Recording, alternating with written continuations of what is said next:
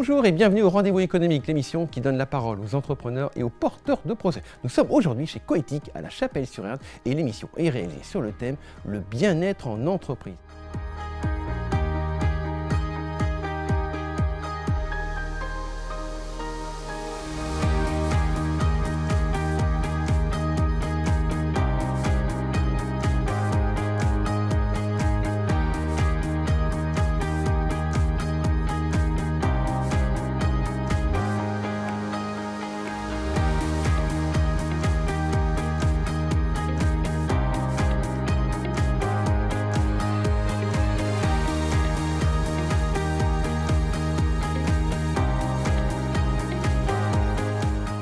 Alors le bien-être en entreprise, pour toi ça résonne puisque Coéthique c'est le coworking éthique, c'est bien ça? Oui, tout à fait. Alors qu'est-ce qui est le mieux, le bien-être ou être bien?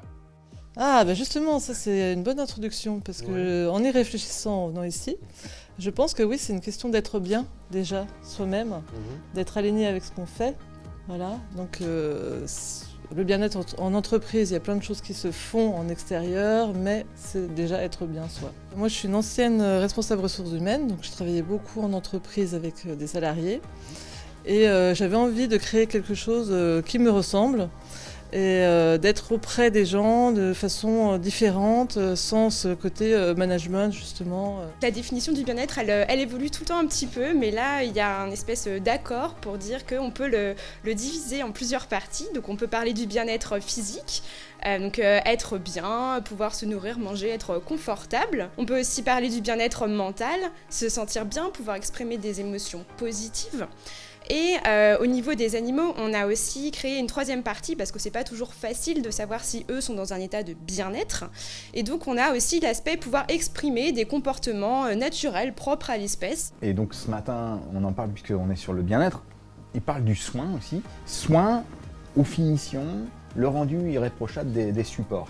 C'est important pour vous? Oui, parce que je suis exigeante envers moi-même, donc je me dis que je n'ai pas le droit à ce qu'on pense que je fais les choses par-dessus la main.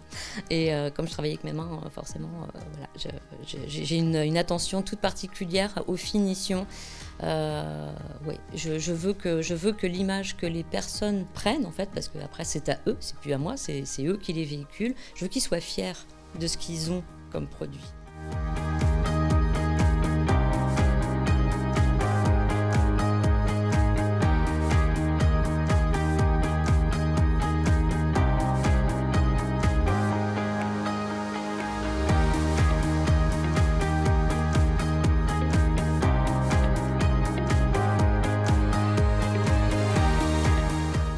Et comment alors justement, en prenant pour base le film Constantine, arriver justement à créer une vidéo dynamique où respire la santé, le bien-être?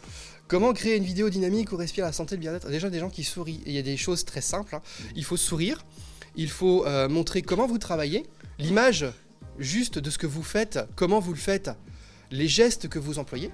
Tout ceci va montrer à quel point vous diffusez le bien-être à travers votre bien-être à vous. Parce que c'est un peu le principe d'ailleurs de la fin du personnage de Constantine. Il accueille le mal pour faire le bien, d'où son sacrifice. Mais en accueillant le mal, il permet à d'autres d'obtenir carrément l'absolution. Et dans le cadre de la négociation, comment on met ça en place tout en étant dans le bien-être de la relation? Je veux dire, dans notre économie occidentale, c'est pas du tout comme en Afrique. Ici, quand on dit on coupe la poire en deux, on pense que c'est 50-50. Je rappelle que, par exemple, Louis XVI a été coupé en deux et c'était pas 50-50. Donc 55, quand on dit on coupe la poire en deux, ça peut être 20-80 et c'est pas un problème. Il faut être déculpabilisé par rapport à ça. Moi, je suis quelqu'un qui aime beaucoup les images. Et tout à l'heure, on parlait du profil. Dans une bonne négo, en fait, ce qui est important, c'est d'avoir un profil capable de faire face. Comment le langage se fait soin? C'est quelque chose qui te parle? Est-ce que tu peux nous expliquer? Alors en fait, c'est vrai qu'on a tendance à parler, on a deux modes de communication, on a le mode analogique et un mode digital. Et en fait, le mode analogique, c'est parler avec des images, des métaphores. C'est vraiment un mode de communication qui est utilisé par beaucoup de personnes en fait depuis la nuit des temps.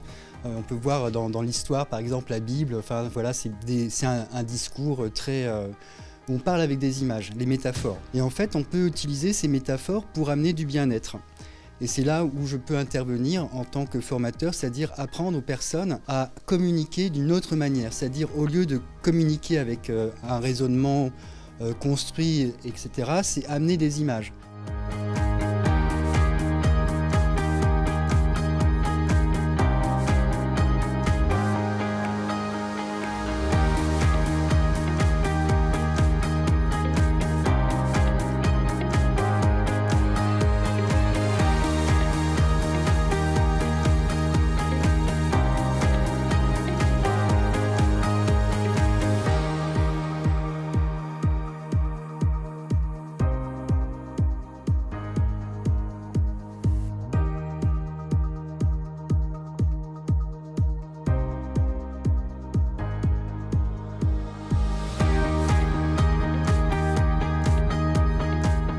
Moi, je suis éducateur spécialisé de formation initiale et j'ai travaillé avec des populations assez difficiles, notamment avec des populations délinquantes. Et je me suis rendu compte que si j'utilisais pas l'humour, en tout cas cette forme de décalage, je m'en sortirais difficilement parce que ça va bien les bastons, mais avec ma taille et mon poids, à l'époque, je pouvais pas faire grand-chose. Donc j'ai utilisé un autre outil qui s'appelle l'humour, le décalage, la communication décalée pour permettre de passer d'autres messages différemment.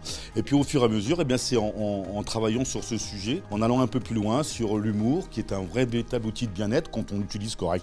La dérision, l'autodérision, apprendre à rire de soi, eh bien, j'ai tenté de le développer auprès des autres personnes. Donc ce que je voudrais simplement vous dire, si vous voulez être performant demain, il faut être bien sûr d'abord compétent et surtout il faut être motivé par l'envie. 30% depuis le début de l'année des soignants ont démissionné ou sont en arrêt de travail. Donc on ne parle que des 30%. Mais on ne parle pas des 70% restants, qui sont quand même une grande majorité, et qui eux ont besoin d'être accompagnés. Eh bien en effet, on va d'abord s'intéresser, en tout cas moi c'est mon boulot, c'est de m'intéresser aux 70% restants. C'est ça aussi la positivité, c'est regardons toujours le verre à moitié plutôt qu'à moitié. C'est bon ça ? Bon c'est bon, on va rester là-dessus. Un slogan pour terminer ? Alors, partageons nos richesses. Voilà, Partageons nos richesses. Chez Coéthique, on partage ses richesses, on crée du lien.